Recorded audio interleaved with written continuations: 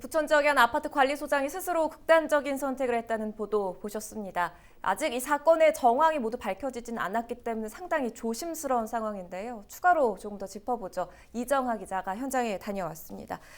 이 기자, 현장 분위기 어떻던가요?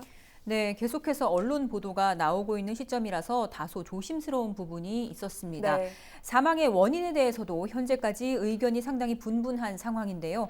밝혀진 부분은 최근 아파트의 배관 공사 그리고 그 시기와 방법 등을 이유로 이 숨진 관리소장이 주민들과 갈등과 마찰을 빚어왔다는 내용입니다. 이런 가운데 현재 많은 매체에서 관리소장의 사망 원인에 대한 보도를 쏟아내고 있습니다. 가장 많이 나온 내용은 사망한 관리소장이 주민들에게 당한 이 폭언이 사망의 원인일 것이라는 주장 하나 하고요. 네. 또 주민들의 입장에서는 아파트 공사와 관련해 이 관리소장에게 무언가 말 못할 문제가 있었다. 이 내용도 참 다양한 상황인데요. 네. 저희도 아파트 주민들을 상대로 취재를 진행을 하면서 이야기를 전해 들었는데 이 모든 이야기가 일정 부분 뜬금없는 이야기가 나온 건 아니고 하지만 어디까지가 이게 사실인지는 당사자가 아닌 사람들은 좀 추측을 할 뿐이라는 이 답변을 받기도 했습니다. 네. 일단 경찰에서 유족 등을 상대로 수사 중인 만큼 결과가 어떻게 나올지 지켜봐야 하는 상황입니다. 네.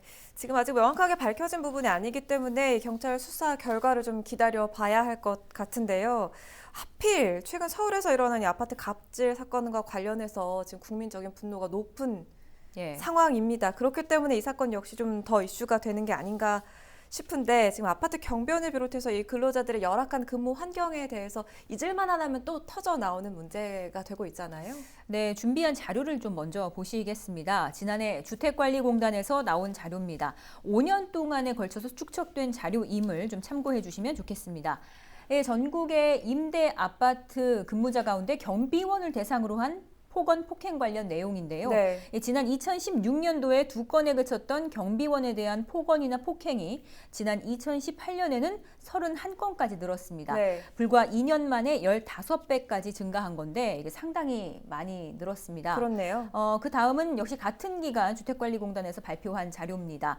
이번에는 아파트 근무자들 가운데 관리사무소 직원에 대한 폭언과 폭행은 전체 3,000건에 달하는데 이 발생 내용 가운데 술에 취한 이 주치 폭언이나 폭행이 50%에 가깝습니다. 네. 절반 가까이 되니까 상당히 많다고 볼 수 있겠죠. 그리고 흉기 협박도 24건 정도가 있었습니다. 비교적 최근까지의 자료를 지금 보셨는데 네. 우리 지역 상황 어떻습니까? 네, 저희도 우리 지역의 아파트나 뭐 학교, 또 관공서 근로자들, 그러니까 경비원을 포함해서 미화원, 또 관리소 직원들까지 근무 실태를 현재 좀 살펴보고 있는데요. 네. 이 가운데 하나 미리 공개를 하면요. 아파트 경비원들의 열악한 근무 환경은 사실 앞서서도 알려진 부분들이 많아서 많이들 알고는 계실 텐데요. 지금 화면이 나오고 있긴 한데 이곳이 좀 바로 부천의 한 아파트 경비실의 이제 모습입니다. 이 정도면 좀 규모가 큰 네. 편이에요. 그래서 보시는 것처럼 이 화장실에 뭐 주전자라든지 또 프라이팬, 또 그릇 등이 같이 좀 놓여 있기도 하고요. 이제 날이 더워지면 이제 근무지에 에어컨이 있으면 사실 좀 덜한데 그렇지 않은 경우에는 이렇게 규모가 작은 경비실 안에서 또 찌는 더위에 고령의 경비원분들이 굉장히 고생을 하시는 분들도 많고요. 생활 반경이 전혀 분리되지 않은 그렇죠. 환경이네요. 네네. 근데 막상 경비원분들은 이런 외적인 근무 환경보다도 이 일부 주민들의 비상식적인 이제 폭언이나 주취가 너무 힘들다, 더 힘든 거다 이렇게 말을 했습니다. 네. 현실을 보니까 이제 좀 안타까운 부분들이 생각보다 많았는데 경비원들의 지친 목소리 직접 한번 함께 들어보시죠. 이제 한뭐 젊은 뭐 나이도 얼마 안 되는 술 먹고 뭐 소소리고 뭐 조용히 할 것도 소소리고 날치고 그러니까는 막 승질 날 때 있지 그냥 좀 무리한 요구하시는 분들도 계세요.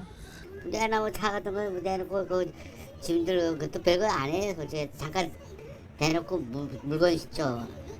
내려놓고 그만 뺀다는데 아이 와 그냥 날치고 잠깐만 애들 저는 한 5년 됐어요. 정년 퇴임하고 실제로 할 일이 없어요. 요즘 뭐 갑질 기사 보면 뭐 나도 할 말이야 있지. 그래서는 할 말 다 하고 어떻게 경비 생활을 해.